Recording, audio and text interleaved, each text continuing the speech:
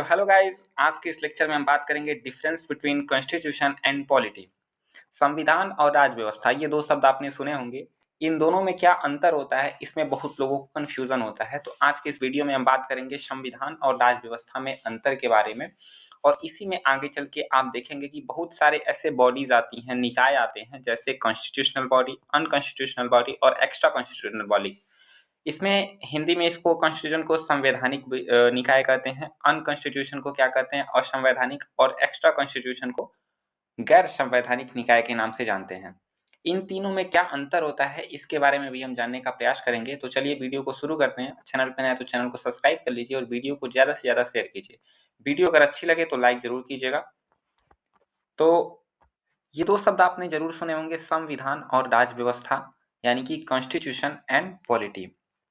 ये दोनों शब्द एक जैसे ही लगते हैं, इसीलिए हम लोग इसमें कंफ्यूज होते हैं। जो कॉन्स्टिट्यूशन है, संविधान, संविधान अगर आप शब्द देखें तो सन और विधान, ये दो वर्ड से मिलकर बना हुआ है, सन और विधान। सन का मतलब यहाँ पे संकलन से है और विधान का मतलब यहाँ पे नियम से है, यानी कि कलेक्शन और रूल, यानी कि रूल्स का जो कलेक्शन होता है उसी को हम संविधान कहते हैं। और ये रूल का कलेक्शन होगा किस लिए, तो किसी देश पर शासन करने के लिए। आप यहाँ पे पढ़ सकते हैं कि नियमों, कानूनों या परंपराओं आदि का संकलन जो एक देश पर शासन करने के लिए होते हैं उसे संविधान कहते हैं। तो नियम या कानून का संकलन होगा, कलेक्शन होगा, किस लिए होगा, किसी देश पर शासन करने के लिए होगा, उसको हम संविधान कहेंगे। आप संविधान की बुक ले सकते हैं, लाइन से आपको उसमें रूल्स लिखे हुए मिल जाएंगे। तो संविधान आपका ये हो गया। राज व्यवस्था इसके जस्ट अलग है, इससे अलग है। कैसे अलग है? राज व्यवस्था जो होती है, जो संविधान में रूल्स लिखे गए हैं उसको इम्प्लीमेंट करना हो, तो व्यवहार में अगर उसको लाना हो तो उसके लिए हम राज व्यवस्था शब्द का प्रयोग करते हैं। कैसे समझते हैं? राज यानी कि शासन करने की जो व्यवस्था होती है उसको हम राज व्यवस्था कहते हैं, यानी कि जो इम्प्लीमेंटेशन करेंगे हम, जो व्यवस्था करेंगे, जो सिस्टम बनाएंगे, उसको हम राज व्यवस्था में पढ़ते हैं। संविधान को व्यवहार में लाने की जो व्यवस्था है उसी को राज व्यवस्था कहते हैं। इसको हम एग्जाम्पल से समझेंगे तो और अच्छे से समझ में आएगा। जैसे यहाँ पे मैंने बात आपको कही व्यवहार में लाना, तो व्यवहार में हम कैसे लाएंगे? जैसे आपने आर्टिकल 17 पढ़ा होगा। आर्टिकल 17 में कहा जाता है कि अस्पृश्यता का अंत होगा, यानी कि अनटचेबिलिटी के बारे में आर्टिकल 17 में कहा गया है। ठीक है, यानी कि अस्पृश्यता एक दंडनीय अपराध है। ओके, तो ये जो आर्टिकल 17 में लिख दिया गया, क्या इससे अगर किसी के साथ ऐसी अनटचेबिलिटी की घटना होती है तो क्या ऐसा होगा कि ये आर्टिकल 17 उसको जो है सजा देगी? क्या दंड दिया जाएगा? क्या आर्टिकल 17 में लिखा गया है? नहीं। ये सारी चीज़ें जो लिखी जाती हैं वो उसके लिए अलग से प्रावधान बनाए जाते हैं। और वो प्रावधान कौन बनाता है? तो मेन रूप से ये जो व्यवहार में लाने का काम है ये तीन लोगों के द्वारा किया जाता है। पहला संसद के द्वारा, दूसरा न्यायालय यानी कि जो आपका कोर्ट्स होते हैं, मेनली सुप्रीम कोर्ट्स, और गैर संवैधानिक संस्थाएं। इसको भी हम समझेंगे, गैर संवैधानिक संस्थाएं क्या हैं। तो ये तीन चीजें, संसद, न्यायालय और गैर संवैधानिक संस्थाएं जो है वो व्यवहार में लाने का काम करती हैं संविधान में लिखी गए नियमों को। ओके, अब समझते हैं ये व्यवहार में लाएंगे कैसे। जैसे संसद की बात करें, आप यहाँ पे एग्जाम्पल से समझिए। जो संसद है वो अधिनियम बनाएगी, अधिनियम बनाती है। आर्टिकल 17 को लागू करने के लिए 1955 में जो अस्पृश्यता निवारण अधिनियम लाया गया, ये संसद के द्वारा लाया गया।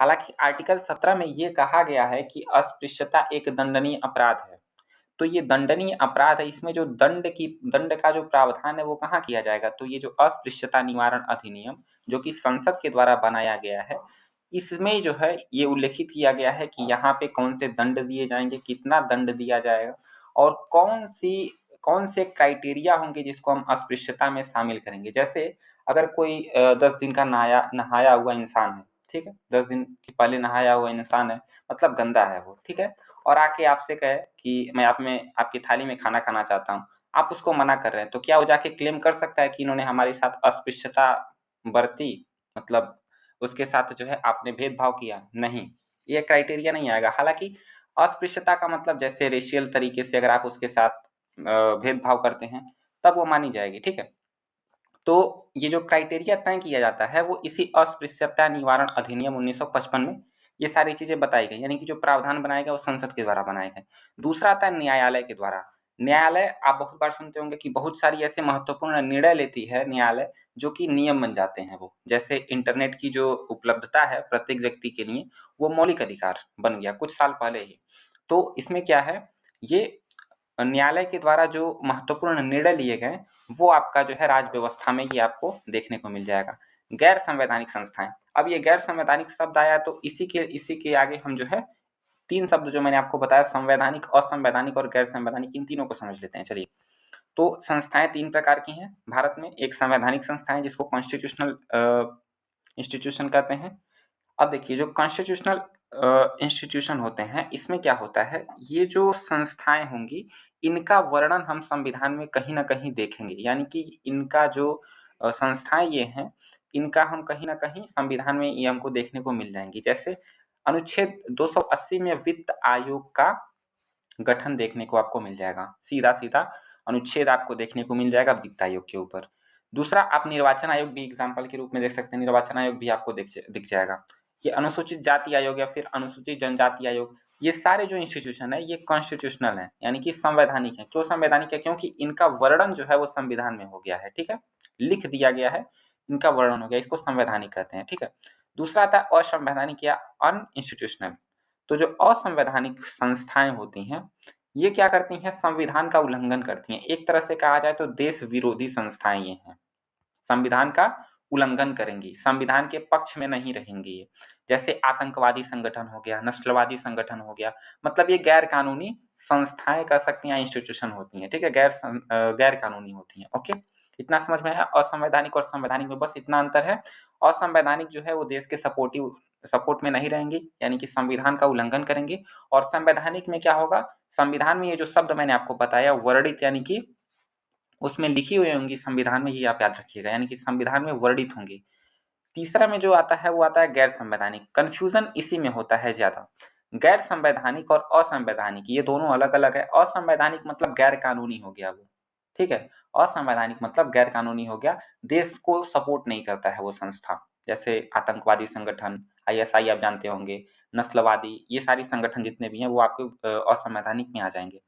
गैर संवैधानिक संस्था जो होती है यानी कि एक्स्ट्रा कॉन्स्टिट्यूशनल बॉडी जो होती है, इसमें क्या होता है, इनका जिक्र संविधान में नहीं होता है। मैंने पहले में जो संवैधानिक आपको बताया उसमें मैंने आपको बताया था कि इनका वर्णन हो गया रहता है संविधान में, संवैधानिक वाले का। लेकिन जो गैर संवैधानिक है इनका वर्णन यानी कि जिक्र तो नहीं हुआ होता है संविधान में, लेकिन यह संविधान को लागू करने में सहायक होती हैं, यानी कि ये देश को सपोर्ट करती हैं, ये संस्थाएं जो है देश में अपना योगदान देती हैं, समाज के लिए अच्छी होती हैं, ठीक है।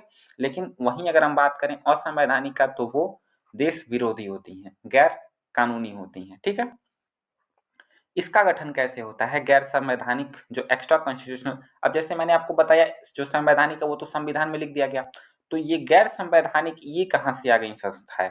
तो ये गैर संवैधानिक का गठन दो तरीके से होता है। दो तरीके से कौन कौन सा, एक तो राष्ट्रपति कर सकता है, राष्ट्रपति मंत्रिमंडल की सलाह पे कोई भी संस्था बना सकता है, ठीक है। जैसे नीति आयोग जो आप संस्था सुनते होंगे वो एक प्रकार का कार्यकारिणी, क्या है, कार्यकारिणी जो कि राष्ट्रपति के द्वारा बनाया गया है, ये आपका आ जाएगा किसमें, गैर संवैधानिक संस्था में, ठीक है। इसको एग्जीक्यूटिव बॉडी कहेंगे। अगर पेपर में आपके आता है कि नीति आयोग किस प्रकार का संस्था है, किस प्रकार की बॉडी है, तो या तो ऑप्शन में अगर गैर संवैधानिक है तो आप ये लगाएंगे, या ऑप्शन में एग्जीक्यूटिव बॉडी या फिर कार्यकारिणी निकाय है ये आएगा तो ये लगाएंगे। दूसरा इसमें होता है संसद द्वारा कानून पारित करके जो संस्थाएं बनाई जाती हैं उसको हम कहते हैं संविधिक या कानूनी संस्था, यानी कि संविधिक या कानूनी संस्था किसको कहेंगे, जो संसद के द्वारा बहुमत के द्वारा पास करके जो संस्थाएं बनाई जाएंगी। संस्थाएं बेसिकली काम ही करेंगी, तो काम करने के लिए जो संसद के द्वारा बनाई जाएंगी उसको हम क्या करेंगे, क्या कहेंगे, तो संविधिक संस्था उसको बोलेंगे, ठीक है। जैसे एग्जाम्पल के रूप में आप देख सकते हैं इसमें राष्ट्रीय मानवाधिकार आयोग 1993, ठीक है। 1993 में क्या होता है, 1993 में मानवाधिकार अधिनियम 1992 में पारित किया जाता है और उसके बाद 1993 में एक आयोग बनाया जाता है, एक संस्था बनाई जाती है जो कि राष्ट्रीय मानवाधिकार आयोग के नाम से जाना जाता है। तो ये बेसिकली संसद में कानून पेश करके बनाया गया था इसको। तो 1993 में ये आपको देखने को मिलेगा संविधिक संस्था है ये, ठीक। टोटल मैंने आपको संवैधानिक, असंवैधानिक, गैर संवैधानिक इन तीनों में डिफरेंस बताया। पॉलिटी और कॉन्स्टिट्यूशन यानी कि संविधान और राज व्यवस्था में क्या अंतर होता है, इन दोनों में डिफरेंस बताया। तो फिलहाल आपको समझ में आया होगा। कमेंट बॉक्स में आप जरूर बताइए कि वीडियो कैसा लगा आपको। फिर मिलते हैं इसी तरह एक मजेदार वीडियो में। तब तक के लिए अपना ख्याल रखें। धन्यवाद।